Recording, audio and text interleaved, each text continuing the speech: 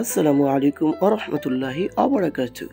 প্রিয় বন্ধুরা, কেমন আছেন আপনারা? আশা করি সকলেই ভালো আছেন। আমিও আলহামদুলিল্লাহ ভালো আছি।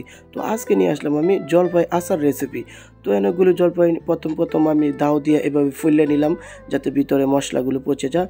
তারপরে কড়াইয়ের মধ্যে ডাইলে নিলাম, এমনকি পরিমাণ মতো পানি দিয়ে দিলাম। পানি দেওয়ার পরে গ্যাসের চুলাটার মধ্যে আগুন জ্বালাইয়া দিলাম। তা আগুন দেওয়ার পরে একটু ঢাকনা দিয়ে ঢাকিয়ে দিলাম। তো এইভাবে প্রায় 5 মিনিট পরে আবার ঢাকনা খুললাম। খোলার পরে তো হালকা হালকা সিদ্ধ ভাব হয়েছে। তো এই সিদ্ধ যেহেতু ভালো হয় এই জন্য আমরা একটু হলুদ দিয়ে দিলাম। তো হলুদ দেওয়ার পরে পরে ভাবলাম কী দেওয়া যায় দেওয়া যায়, না পরে কই আধা চামচ লবণ দিয়ে দিই।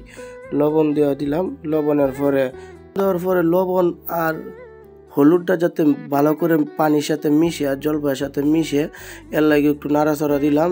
দেখলাম যে না, আসলে সত্যিকারে সিদ্ধ হয়েছে। তো সিদ্ধটা যখন হয়ে গেছে বেসিনের মধ্যে নিয়ে দিলাম কপ করে ডাইললে। জালির মধ্যে ডালার কারণ হয়েছে পানিটা যাতে জোরে যায়। এরপরে লড়ার মধ্যে আমরা দিয়েছি কটটা তেল ডাইলে দেওয়ার কারণ হয়েছে আমরা একটু মরিচগুলো এখন বাইর জানে যাতে মশমশা থাকে। তো মরিচগুলো নাড়াচাড়া দেওয়ার পরে দেখলাম যে তাড়াতাড়ি ভাজা হতেছে। তো মরিচটি যখন তাড়াতাড়ি ভাজা হতেছে তো আর দেরি করে লাভ নাই, আমরা নামাই আলছি একটা বাটির মধ্যে।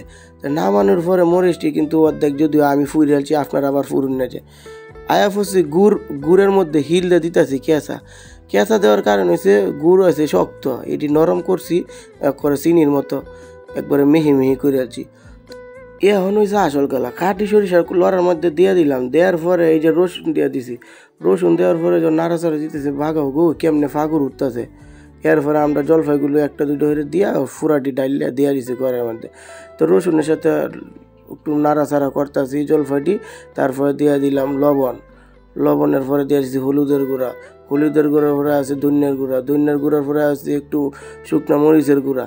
তো এরপরে দিচ্ছি জিরা মশলার গুঁড়া, পরে আছে ফাঁসফোড়ন, এই যে রাঁধুনি ফাঁসফোড়নটা প্যাকেটেরটা দিছি কট্টা ডাইল। এই এতগুলো মশলা দেওয়ার কারণ তো জানেনি, আচারের মধ্যে আরও অনেক কিছু দেওয়া লাগে।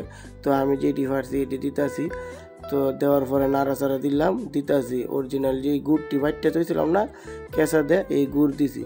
গুড় দেওয়ার পরে এই যে দেখেন কেমন একটা কালার হয়েছে। এখন আমরা দিয়ে দিতেছি ভিনেগার, 3 মুক্কা দিছি মাত্র। তো ভিনেগার দেওয়ার পরে এই যে নাড়াচাড়া করতেছি যাতে সব মশলা টশলা মিলে। এরপরে এই যে মরিচটি যে ভাজছিলাম আমি মরিচের গুঁড়া দিয়ে দিছি করটি হাতে কেচছে। তো মরিচের দেওয়ার পরে দিছি জালটা একটু বাড়ায়া। যে জালটা বাড়ায় দেওয়ার কারণ হয়েছে এখন যত জাল হইব অত কালি ফাগুর উঠবো আর ঘন হইব।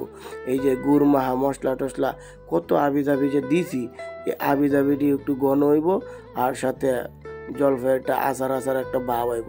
তো দেখবেন যত নাড়াইবেন তত আচারও ভাব হইব। সাবধান, ডাকনাতে কিন্তু এখন আর ডাহা যাব না, ডাকলে কিন্তু ফুইরা গেলে তো আর মজাটা লাগতো না, বুঝেন না? এরপরে খারাপ দেখা যাব। তো আমরা না ডাকে এইভাবে লড়া করা শুরু করছি। দেখেন কড়াইটার মধ্যে কুসুমটা কেমনে খালি লড়াইতে আছি আর নিচেও কিন্তু আগুন জ্বলতেছে।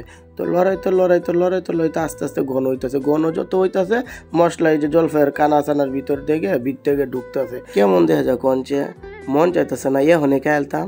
তো আর খাইলাম যেহেতু আর দেরি করে লাভ কি, তাড়াতাড়ি নামাই আছি। আসলে আচার হয়ে গেছে বুঝছেন। কড়াই থেকে এই কুসুম দিয়ে ফুটছে হচ্ছে যে রস মশলা আসলে সবগুলো উফরে দিয়ে দিছি। দেওয়ার পরেও তো আর লোভ সামলাইতে পারতেছে না। আমি দূর যা পরে হয়েছে বইয়ের ডুহি আগে খায়া লই। তো একটা লইয়া যখন খাইলাম বিশ্বাস তো করতেন এত স্বাদ লাগছে বাবা রে বাবা।